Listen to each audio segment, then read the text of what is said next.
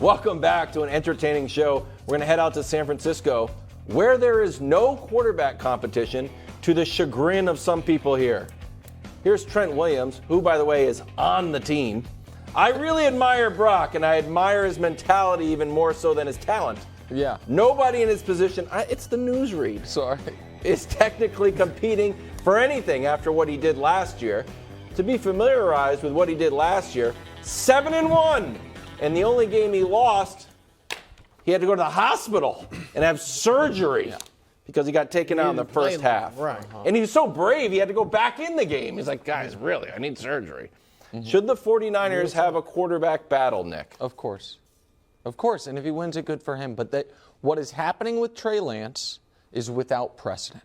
That is all. I guess I have two opinions here. One is I am not as high on Brock Purdy as some of you guys, and we can discuss that more later.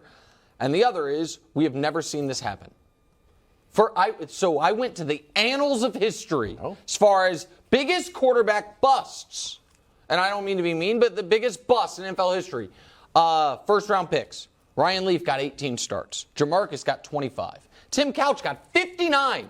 Achilles Smith got 17. Heath Schuler got 13. Jake Locker got 23. And those are high picks. What about like guys in the 20s, but were first-round picks? Johnny Manziel got 8. Tim Tebow got 16. Paxton Lynch was the only one who was a late first-round pick. He got 4, which is Trey Lance right now has had 3 plus a play. But call it 4. That's fine. You've got to go back to Jim Druckenmiller, who was, again, a late first-round pick, or Andre Ware, 34 years ago, to see someone taken in the top 10 that the team was like, you know what? You don't get a chance. You don't get a chance. And if I am allowed to say, the Niners have not proven to me that their non-game evaluation is that good. Because they were done with Jimmy. Done with him, locked him out of the building. He was evidently good enough, though, to bring him back and be ahead of Brock Purdy, who now is good enough to be the unquestioned starter when last year Trey Lance was the unquestioned starter when Jimmy G and Brock Purdy were both on the team. So through training camp. So, yeah, I think it's crazy they've just thrown him out like we've never seen a first-round pick thrown out. I think it's crazy. That's not bad. That was better than I thought you were going to deliver. Thanks, You buddy. used to use a term on this show. Sunk cost fallacy. Yeah. That's what you're falling prey to right now. No, that's why I use that term and you No, don't. right? Doesn't it mean because they gave up so much for him, you feel like they got to play him? Yeah, but that is, no, that Isn't would that- be if you know he's bad and you They play see him in anyway. practice every day. I don't trust their ability to evaluate. Okay, fine. You know I more don't. than Kyle Shanahan and John Lynch and the rest of those guys. Kyle Shanahan doesn't know as much as Kyle Shanahan because last year he didn't think Brock Purdy could play. He had just gotten there. He was Mr. Irrelevant. And Trey Lance, but my point is this, Brew. Trey Lance, he saw Trey Lance, said, you're our quarterback, unquestioned. He started one game in a monsoon, then he broke his leg. So he has seen him, and he was like, you're our guy. And then he broke his leg, and now he's like, you're not our guy. In fact, you might be worse than Sam Darnold. What happened? What changed? What happened was that Brock Purdy led them to 7 wins in 8 games? Brock Purdy, I'm not going to sit here and say he's definitely going to be a star. But Brock Purdy earned this. What I've been saying since last season was Brock Purdy should enter training camp as the number 1 quarterback.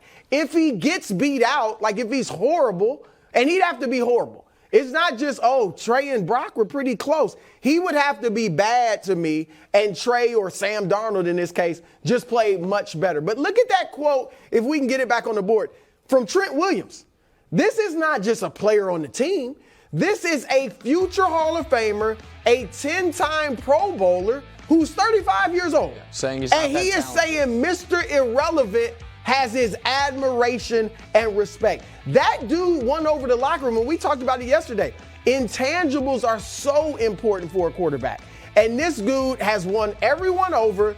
He's got poise. He stared down Tom Brady and beat him. He stared down his first playoff game and won. And he does it on the field. It's not just like, he's smart, he's poised, he's a leader. No, he had a 107 passer rating too. So I'm just saying, like, he beat him out. It's as simple as that. They see Trey Lance every day in practice. If Trey was wowing them, then they probably would have at least had a competition. Well, yesterday I was all in on you with you, Nick, and I'm like, you got to give Trey Lance an opportunity. And I still believe that he deserves an opportunity to compete and at least lose the job, like fairly lose the job. However, the more I listen to Kyle Shanahan and him speak, Trent Williams, I hear a guy that they just want to follow because of what he brings on top of, in addition to his performance. You have a coach who I've sat down prior to games and have had conversations with Kyle Shanahan, and he feels like his system is complex, but not complex enough to where guys can't run it. But he is looking for a specific guy under center. He feels like he's found that with Brock Purdy, clearly.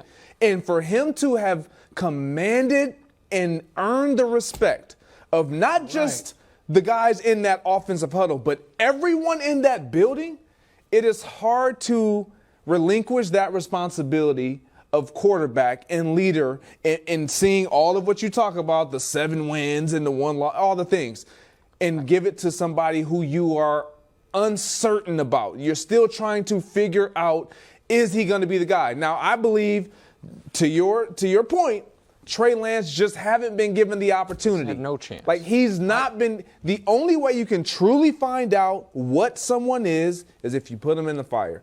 He's not in the game, not just practice. Correct. I get that. The fire is not practice. That is game. Practice is a completely different atmosphere than a game. Also, could look really bad against the Niners defense and be pretty good. If in practice, you're up against what everyone considers one of the 2 or 3 best defenses in football. Maybe you would look good if in your first game of the season you're playing the Cardinals. Like, oh, this is way easier than I thought. I don't think they actually played Cardinals first game, but that's a divisional rival. But go ahead, Wild. All right, so here's the question. Yeah. Because I think you actually made sense. Yeah.